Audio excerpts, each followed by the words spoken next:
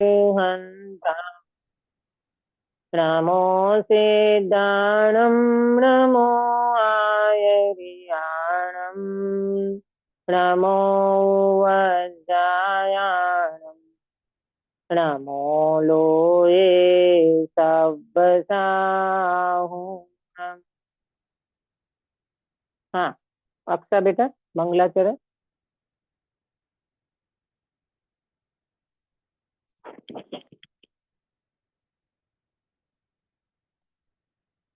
अक्सा नहीं है।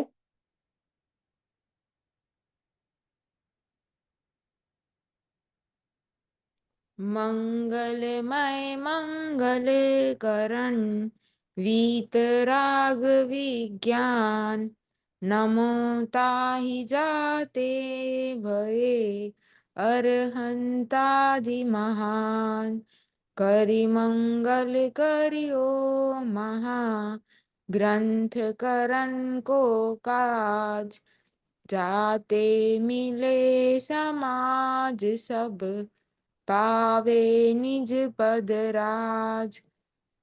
इस भव तरु का मूल एक जानहु मिथ्या भाव ताको करी निर्मूल अब करिए मोक्ष उपाव।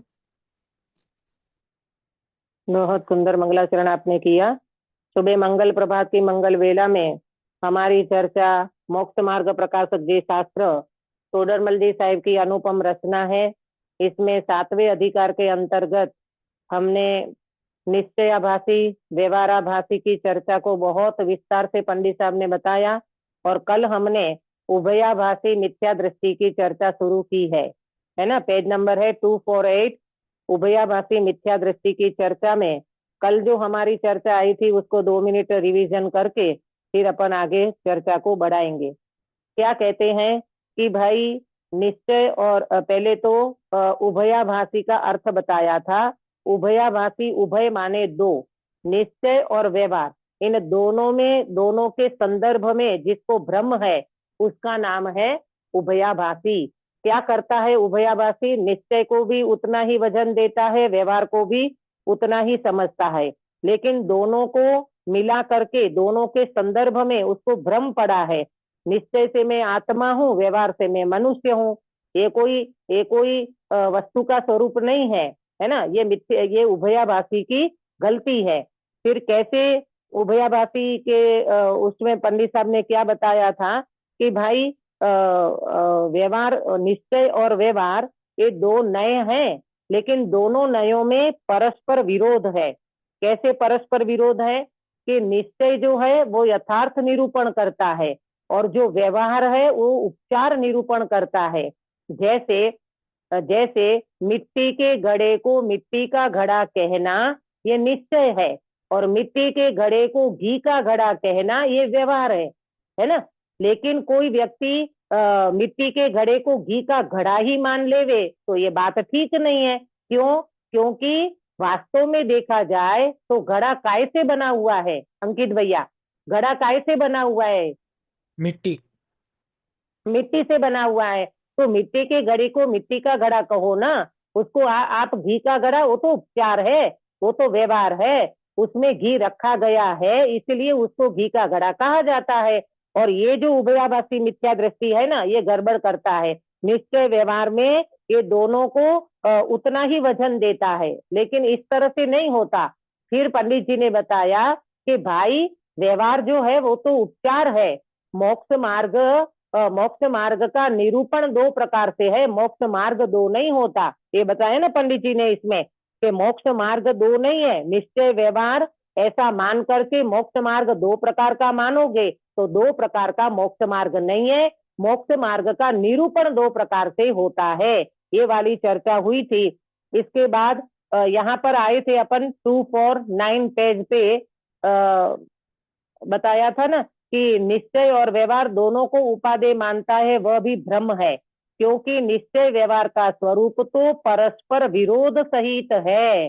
दोनों का स्वरूप विरोध सहित है, माने दोनों होते तो दोनों हैं, लेकिन दोनों का जैसे अपन बोलते ना लोक व्यवहार में कि देखो, कोई व्यक्ति ऐसा पढ़ाई करता है, एक व्यक्ति पढ़ाई करता है, तो वो पढ़ाई करने में और दो सब्जेक्ट पढ़ रहा है ना, मैथ्स भी पढ़ता है और तुम्हारे दूसरे इंग्लिश पढ़ता है, लेकिन ये दोनों का स्वरूप तो अलग अलग होगा ना, माने पढ़ाई तो अलग अलग होगी ना। इंग्लिश में मैथ्स और मैथ्स में इंग्लिश ऐसे मिक्सिंग कर दोगे तो एक भी विषय नहीं क्लियर हो पाएगा।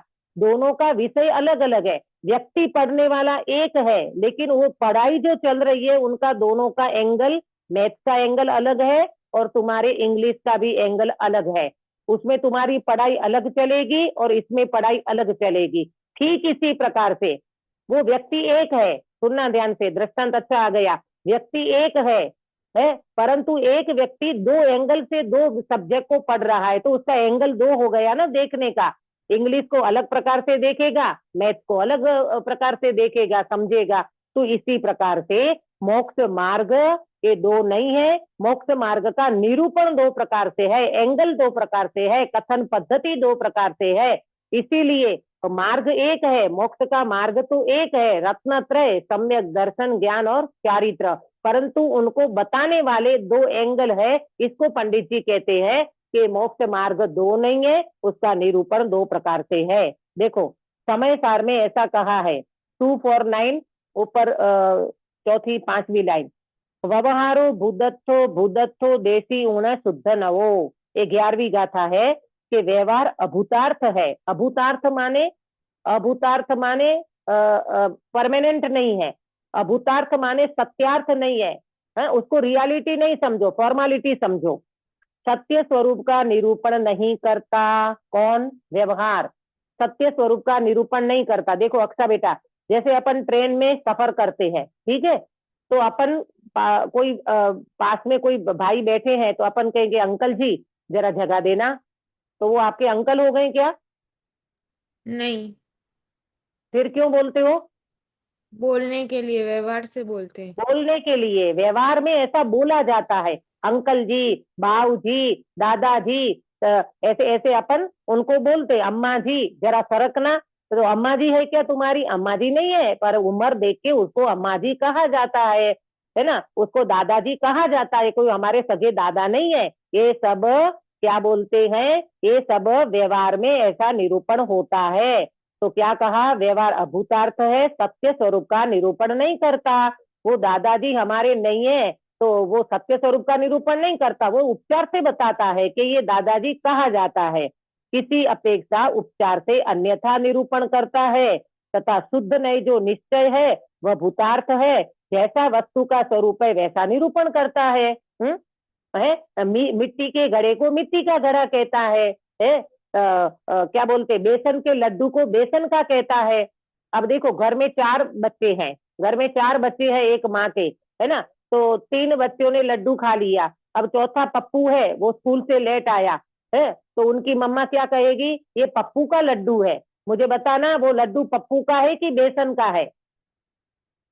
अक्सा बेटा, बेसन का है, सिर्फ उसके लिए है, इसके लिए उसका नाम दे दिया है। हाँ, अरे भाई लड्डू तो बेसन का बना हुआ है, परंतु वो पप्पू अभी स्कूल से आया नहीं है, उसके लिए रखा गया है, तो व्यवहार ऐसा उपचार करता है कि ये पप्पू का लड्डू है ना। वास्तव में निश्चय क्या कहता है? लड्डू तो बेसन का है, बेसन के आटे से बना हुआ है, लेकिन व्यवहार हमेशा उपचार से कथन करता है, ये बताते हैं। इस प्रकार इन दोनों का स्वरूप तो विरुद्ध सहित है ना, दोनों का स्वरूप विरुद्ध हुआ ना, कहाँ तो पप्पू का लड्डू और कहाँ तो बेसन का लड्डू, है ना। व्यवहार ने तो उपचार से बता दिया और निश्चय ने रियलिटी बता दी कि लड्डू तो बेसन का बना हुआ है। इसी तरह समझो, अभी आएगा इस प्रकार इन दोनों नयों का स्वरूप तो विरुद्धता सहित है। विरुद्धता समझ में आई? पप्पू का लड्डू और बेसन का लड्डू, ये दोनों विरुद्ध हो गए ना, है ना, समझ में आया ना बराबर? अब देखो, तथा तू ऐसा मानता है, ये उभयाभासी की बात करते हैं पंडित जी। तथा तू ऐसा मानता है कि सिद्ध समान शुद्ध आत्मा का अनुभव सो निश्चय और व्रतशील संयम आदि रूप प्रवृत्ति सो व्यवहार। सो तेरा ऐसा मानना ठीक नहीं है, क्योंकि किसी द्रव्य भाव का नाम निश्चय और किसी का नाम व्यवहार ऐसा नहीं है। थोड़ी चर्चा सूक्ष्म है, उपयोग को लगाओगे तो बिल्कुल समझ में आएगी। देखो मैं धीरे से पढ़ती हूँ कि क्या मानता है उभयाभासी मिथ्या दृष्टि, सिद्ध समान शुद्ध आत्मा का अनुभवन सो निश्चय और व्रतशील संयम आदि प्रवृत्ति सो व्यवहार। सो तेरा ऐसा मानना ठीक नहीं है। बोलो, हम भी तो ऐसा मानते हैं। आत्मा का अनुभव करना, सिद्ध समान अपने को शुद्ध मानना, उसका अनुभव करना ये निश्चय, और ये जो हम व्रतशील संयम तप हम स्वाध्याय चिंतन मनन करते हैं वो हमारा व्यवहार है। पंडित जी कहते नहीं नहीं, ये तुम्हारा मानना ठीक नहीं है।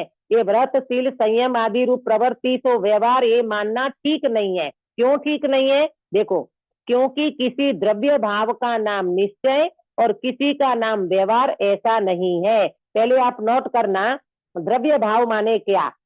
द्रव्य भाव माने क्या? द्रव्य माने वस्तु और भाव माने उसके गुण पर्याय।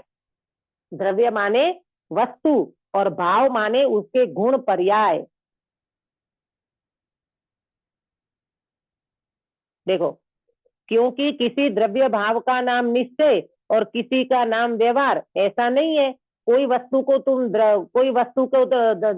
तुम द्रव्य को निश्चय कह दो और किसी को तुम व्यवहार कह दो, तो ऐसा नहीं है। अब आगे सुनो, एक ही द्रव्य के भाव को उस स्वरूप ही निरूपण करना तो निश्चय नहीं है।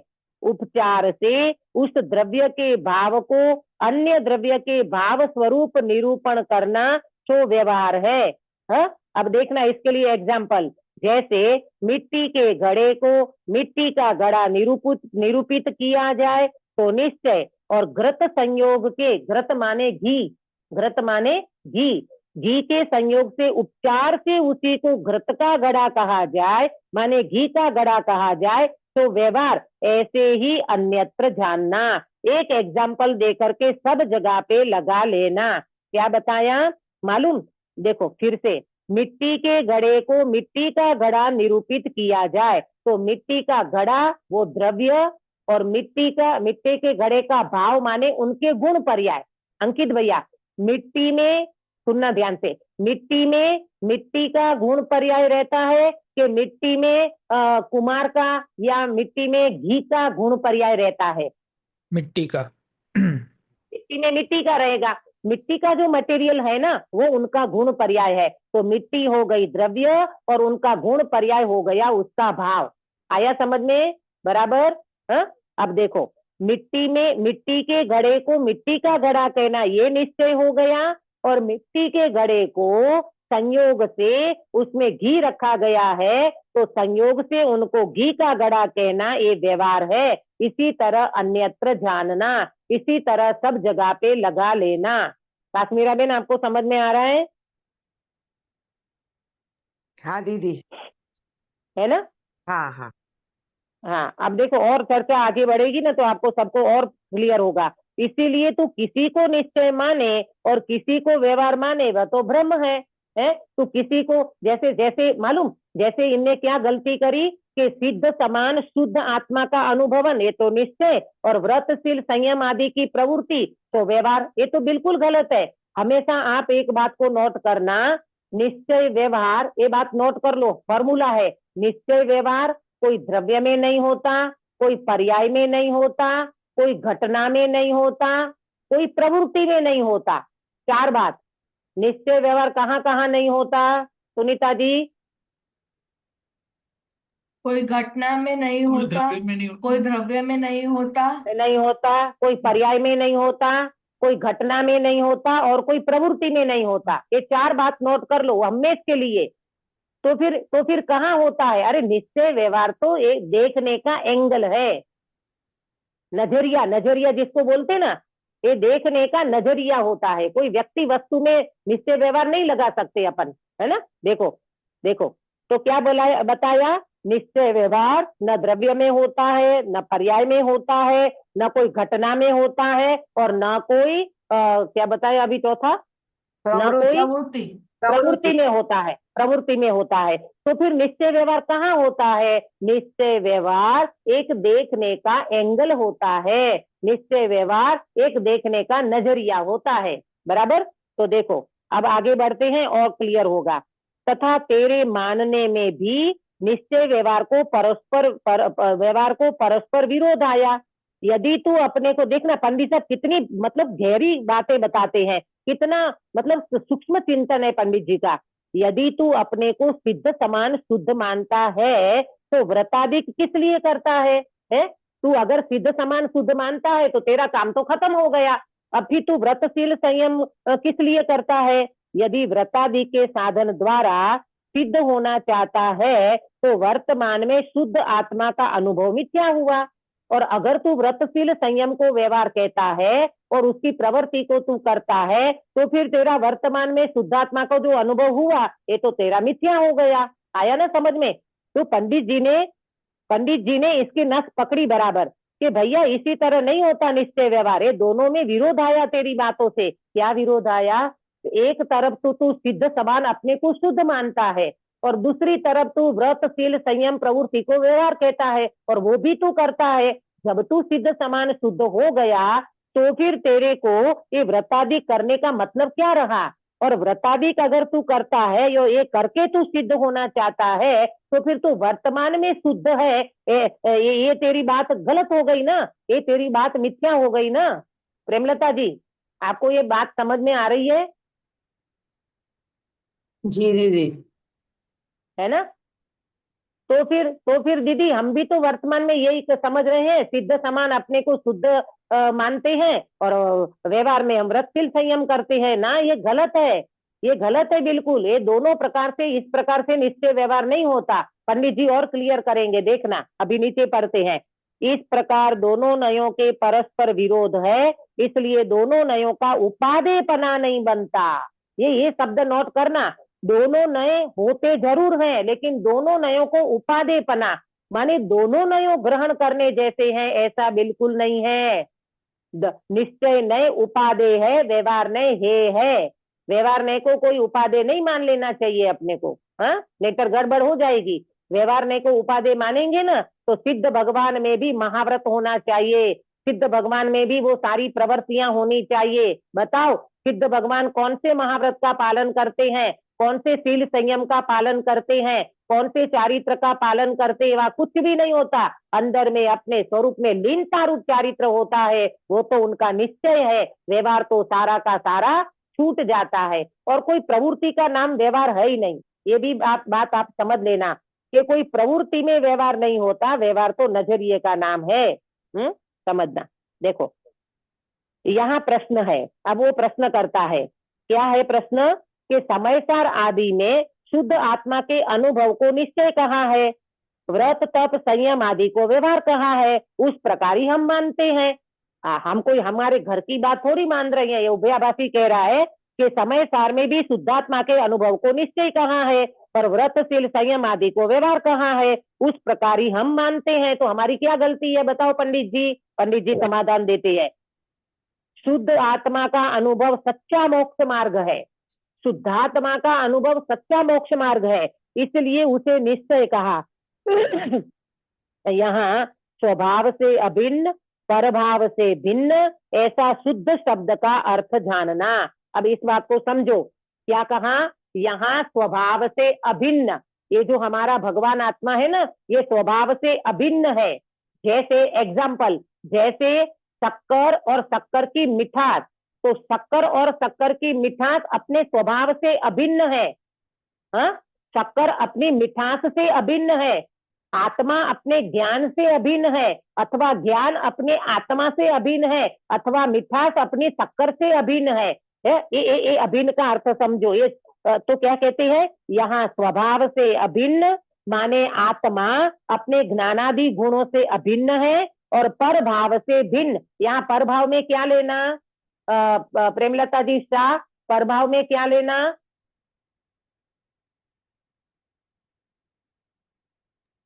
शरीर संयोग कर्म।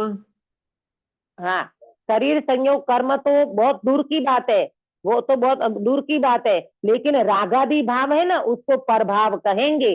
रागादि भाव से भिन्न है भगवान आत्मा। सुनो, शरीर कर्म नो कर्म इससे तो अत्यंत भिन्न है। परंतु एक समय की पर्याय में चलने वाले जो रागादि भाव है ना, उन रागादि भाव से आत्मा भिन्न है। ये कहते हैं पर भाव से अभिन्न, पर भाव से भिन्न, ऐसा शुद्ध शब्द का अर्थ जानना। आपको समझ में आया? शुद्ध स्वभाव का अनुभव का मतलब क्या हुआ? शुद्ध स्वभाव के अनुभव का मतलब मेरी भगवान आत्मा अपने स्वभाव से तो अभिन्न है, और शरीर कर्म, ये सब शरीर कर्म कसाय मोह राग द्वेष के परिणाम से भिन्न है। ये हो गया परभाव से भिन्न, अपने स्वभाव से अभिन्न, ऐसा अर्थ है शुद्ध शब्द का। संसारी को सिद्ध मानना, ऐसा भ्रमरूप अर्थ शुद्ध शब्द का नहीं जानना। इसका अर्थ कौन बताएगा गिरीश भाई? संसारी को शुद्ध मानना, संसारी को सिद्ध मानना, ऐसा भ्रमरूप अर्थ शुद्ध शब्द का अर्थ नहीं जानना। क्यों? अपन अभी सिद्ध समान शुद्ध नहीं है गिरीश भाई? पर्याय में हम सिद्ध समान नहीं है। हाँ, वेरी गुड। कि भाई ये संसारी और सिद्ध, ये पर्याय की अपेक्षा से बात चल रही है। संसारी भी पर्याय है और सिद्ध भगवान भी पर्याय है, बराबर। तो संसारी जीव सिद्ध के समान वर्तमान पर्याय में तो शुद्ध नहीं मानना चाहिए, तो फिर अपने को शुद्ध कैसे मानना चाहिए? किस अपेक्षा से गिरीश भाई? अपने को सिद्ध समान नहीं माने तो किस अपेक्षा से हम शुद्ध हैं वर्तमान में? द्रव्य अपेक्षा से हम शुद्ध। हाँ, कि द्रव्य अपेक्षा से हम शुद्ध हैं, दृष्टि की अपेक्षा से हम शुद्ध हैं, स्वभाव की अपेक्षा से हम शुद्ध हैं, परंतु वर्तमान में पर्याय की अपेक्षा से अपने को शुद्ध मान लेना, ये वास्तव में भ्रम है। पंडित जी कहते हैं ऐसा भ्रम रूप अर्थ शुद्ध शब्द का नहीं जानना। ये भ्रम कभी अपने में खड़ा नहीं कर लेना। देखो, दो बात को समझना। स्वभाव से शुद्ध हूं ऐसा त्रिकाल मानना, और वर्तमान में अशुद्ध हूं ऐसा भी स्वीकार करना। क्या बोला?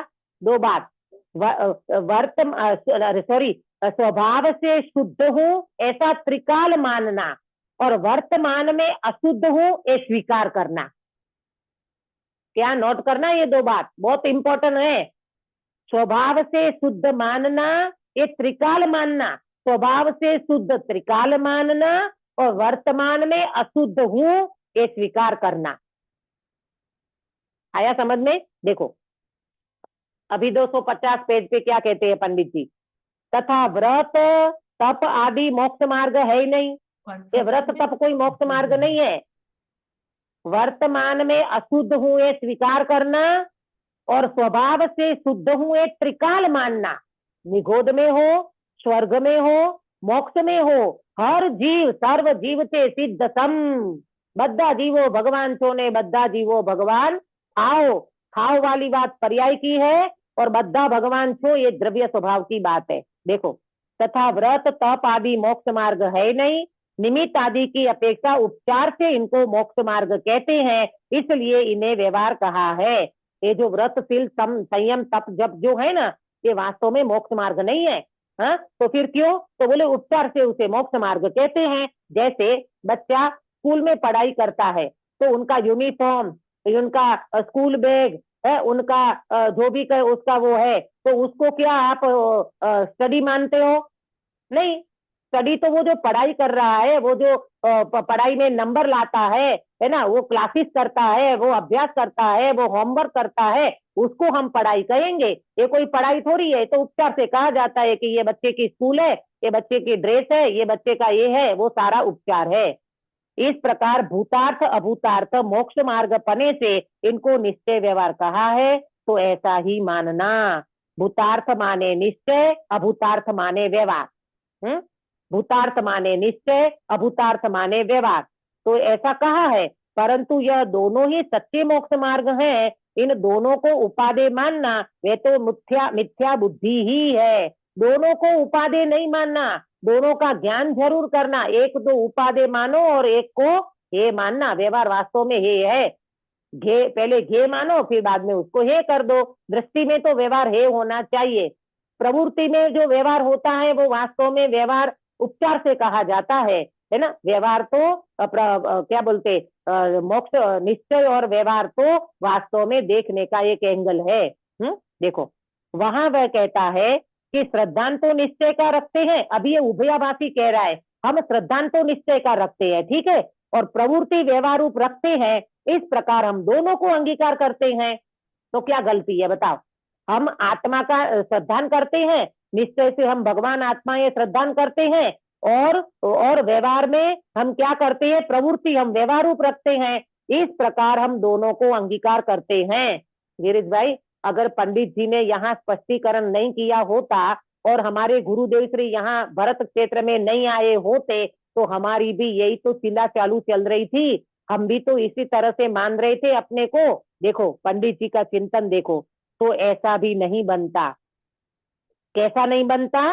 कि हम भगवान आत्मा है ये श्रद्धान रखते हैं अंदर में, मैं शुद्धात्मा हूँ ये श्रद्धान रखता हूँ अंदर में, और व्यवहार में हम तप त्याग दया दान शील संयम करते हैं, तो इसमें गलती क्या है? ये दोनों हो गए ना, इस प्रकार हम दोनों को अंगीकार करते हैं, तो पंडित जी मना करते हैं। तो ऐसा भी नहीं बनता। क्यों? क्योंकि निश्चय का निश्चय रूप और व्यवहार का व्यवहार रूप श्रद्धान करना योग्य है।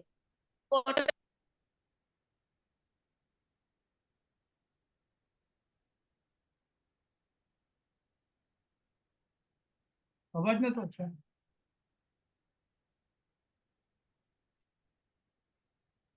आवाज में तो अच्छा है। आवाज नहीं आ रहा है दीदी।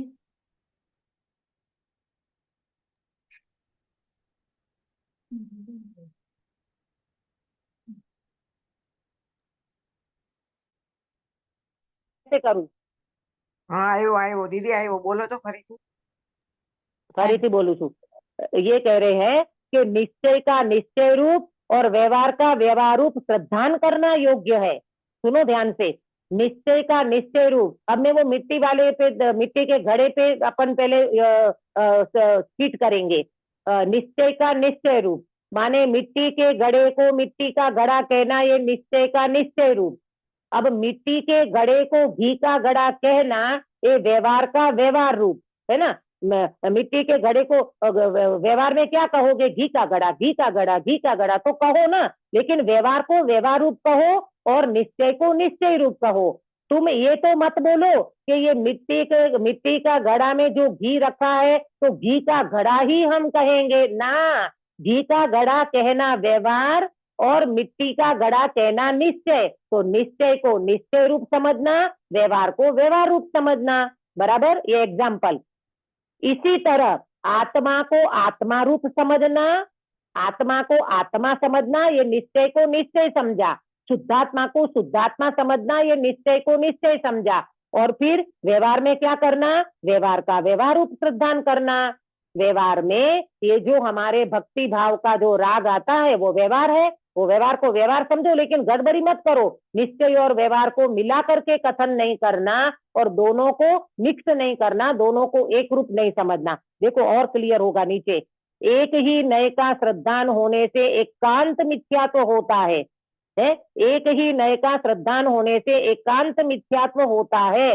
तुम एक ही नए का श्रद्धान कर लिया तो वो मिथ्यात्व हो गया। देखो इसीलिए तो काश्मीरा बेन, वो जो निश्चयाभासी मिथ्या दृष्टि था ना, जो निश्चयाभासी जो अपने को वर्तमान में सिद्ध समान शुद्ध मानता था और व्यवहार को बिल्कुल उड़ा देता था, तो पंडित जी कहते हैं अकेले एकांत तुम एक ही नए का श्रद्धान करोगे ना तो भी वो मिथ्या तो हो जाएगा। आपको व्यवहार का भी श्रद्धान करना ही पड़ेगा, लेकिन कैसा करना पड़ेगा? कैसा करना पड़ेगा काश्मीरा बेन व्यवहार का श्रद्धान? मतलब ये सच्चा नहीं, मतलब ये मैं जो करती हूँ हाँ, व्रत, हाँ वो सच्चा नहीं है, सच्चा तो वो निश्चय ही है ऐसा। Very good. कि व्यवहार का व्यवहार रूप श्रद्धान करो ना, व्यवहार का व्यवहार रूप श्रद्धान करो कि देव शास्त्र गुरु के प्रति हमें भक्ति है, हमको राग आता है, लेकिन ये व्यवहार है, ये उपचार है, हाँ, ऐसा श्रद्धान करो। लेकिन आप अगर एक ही कोई व्यक्ति अकेले निश्चय को पकड़ ले और कोई व्यक्ति अकेले व्यवहार को पकड़ ले तो पंडित जी कहते हैं एक ही नए का श्रद्धान मिथ्यात्व होगा। अकेले एक ही नए का श्रद्धान होने से एकांत मिथ्यात्व होता है। ऐसा नहीं करो, व्यवहार को व्यवहार रूप श्रद्धान करो, निश्चय को निश्चय रूप श्रद्धान करो। क्या गलती है इसमें? देखो, तथा प्रवृत्ति में नए का प्रयोजन ही नहीं है। ये जो अपन प्रवृत्ति करते ना, ये क्रिया करते ना, जो अपन पूजा की, पाठ की, दया दान भक्ति वगैरह की, ये तो बिल्कुल भी व्यवहार नहीं है। प्रवृत्ति में व्यवहार नहीं होता। मैंने आपको अभी थोड़ी देर पहले बताया था, न द्रव्य में व्यवहार होता है, न पर्याय में व्यवहार होता है निश्चय व्यवहार, और न घटना में निश्चय व्यवहार होता है, और न प्रवृत्ति में निश्चय व्यवहार होता है। निश्चय व्यवहार तो देखने का एक नजरिया है, एक एंगल है। प्रवृत्ति तो द्रव्य की परिणति है। ये प्रवृत्ति क्या है? द्रव्य की परिणति है। प्रवृत्ति माने वो द्रव्य का जो भाव है ना, वो उसकी परिणति है। वहां जिस द्रव्य की परिणति हो उसको उसी की प्ररूपित करे तो निश्चय नहीं, और उसी को अन्य द्रव्य की प्ररूपित करे तो व्यवहार नहीं। जैसे मिट्टी के घड़े को मिट्टी का घड़ा कहना निश्चय नहीं, और मिट्टी के घड़े को घी का घड़ा कहना व्यवहार नहीं। ऐसे आत्मा को शुद्धात्मा कहना सो निश्चय है, और आत्मा को क्या बोलते एकेंद्रिय कहना, ये एकेंद्रिय जीव है, ये पंचेंद्रिय जीव है, वो व्यवहार से कहा जाता है, उपचार से कहा जाता है। जीव को एकेंद्रिय पंचेंद्रिय नहीं होता, जीव तो जीव ही होता है। लेकिन क्यों कहते हो भाई? अरे भाई, उनका शरीर का संयोग, इंद्रियों का संयोग देख करके उसको पंचेंद्रिय जीव, एकेंद्रिय जीव कहा जाता है। लेकिन वो है क्या? है तो वो शुद्धात्मा, है तो वो जीव। ये है उनका निश्चय नय का निरूपण। देखो, ऐसे अभिप्राय के अनुसार प्ररूपण से उस प्रवृत्ति में दोनों नए बनते हैं। इस प्रकार आपका अभिप्राय होगा ना, ऐसा प्ररूपण होगा तो आपकी प्रवृत्ति में दोनों नए बनेंगे। कुछ प्रवृत्ति ही तो नए रूप है नहीं, कोई प्रवृत्ति को नए नहीं बोलना। प्रवृत्ति जब होती है उस समय जो आपका देखने का एंगल है ना, देखो जैसे आप पूजा करते हो, पूजा करते समय आप अपने को क्या मानते हो? शुद्धात्मा मानते हो कि पूजा करने वाले पुजारी मानते हो? हाँ, निश्चय से तो शुद्धात्मा है, व्यवहार से निश्चय से व्यवहार से पुजारी कहा जाता है, मानते नहीं है अपने को अपन। पूजा करते समय पुजारी कहा जाता है, लेकिन वो पुजारी है नहीं, उपचार से कहा जाता है। वास्तव में तो वो शुद्धात्मा है, ये कह रहे हैं। इसलिए इस प्रकार भी दोनों नयों का ग्रहण मानना मिथ्यात्व है। दोनों नयों का ग्रहण मत करो, दोनों नयों का ग्रहण नहीं करना, दोनों नयों का एंगल समझ लेना। हाँ, दोनों नयों का एंगल समझ करके निश्चय नय को उपादेय मानना और व्यवहार नय को गौण करना, व्यवहार नय को गौण करना, ये पंडित जी का यहाँ कहना है। तो क्या करे? वो उभयाभासी कहता है, तो आपने तो ये बता दिया कि निश्चय नय का निश्चय रूप निरूपण करना, व्यवहार नय को व्यवहार नय समझना। तो हम क्या करें? तो पंडित जी कल इसका उत्तर देंगे। आज मुझे जरा मंदिर में विधान रखा है, इसलिए मुझे जरा जल्दी जाना है। आप लोग इसके ऊपर विचार करना कि हम वास्तव में देखा जाए तो ये हम सबका प्रश्न हो सकता है कि दीदी ये बात गलत है क्या? हम अंदर से अपने को शुद्धात्मा मानते हैं और व्यवहार में हम दया, दान, व्रत, शील, संयम करते हैं। अरे करने की मना नहीं है, लेकिन वो प्रवृत्ति को आप व्यवहार कह दोगे तो ये दोनों को उपादेय मान लोगे तो ये बात भी ठीक नहीं है। और प्रवृत्ति का नाम वास्तव में व्यवहार नहीं है, देखने के एंगल का नाम व्यवहार है। और बात को पंडित जी बहुत स्पष्टीकरण से इसको बताने वाले हैं। कल अपन इसका विस्तार से इसकी चर्चा करेंगे। अभी का समय हो गया है मेरा, इसलिए मैं विराम लेती हूँ।